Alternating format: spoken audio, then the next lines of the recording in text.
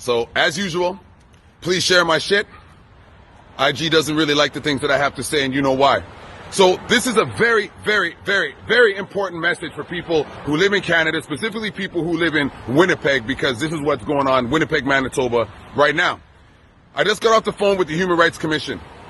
If my business were to not let somebody in or somehow discriminate against them based off a medical condition or religious reason, or the fact that they do not have a illegal vaccine passport, my business or any other business who discriminates them by not giving them access, letting them in, etc., is liable for thousands of dollars in fines and court costs. And I know what you're thinking. These are government. Nope. The government cannot intervene in a dispute between a private person and a business or two businesses. So what does that mean? That means that when these businesses discriminate against you, they're going to try to say that they're following the government mandates and think that the government's going to help them. But these mandates are illegal. And that being illegal, the government is not going to help them. And what are they going to realize? That they're all on their own. And all you business owners out there who are trying to discriminate against people and ask for a vaccine passport, you're setting yourself up for a lot of legal costs. And I'm going to say one more thing to everybody out there. And I'm glad you're listening. I hope you're listening. I'm going to say this to everybody out there. Any place that you know is asking for a vaccine passport, you go there and you have them deny you service because you don't have one. And when that happens, you're going to contact the Human Rights Commission and you're going to file a complaint.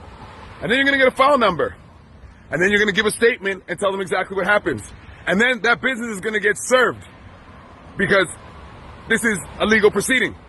And they're going to have to answer to these charges of violating your human rights. You don't need an exemption for this of any sort.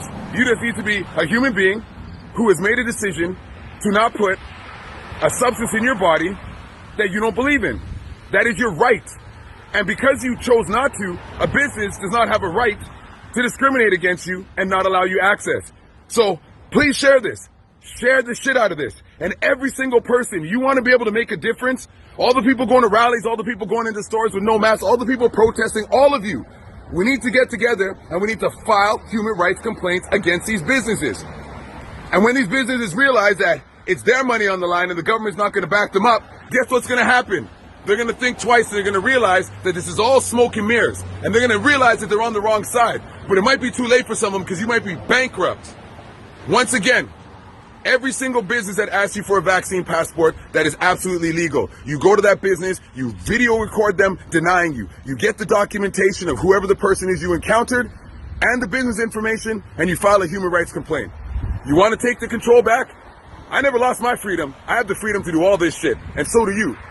So you standing with me, or are you just going to grumble and mumble in your house? Because this is a way to fight without actually having to punch anybody, and that's the best way.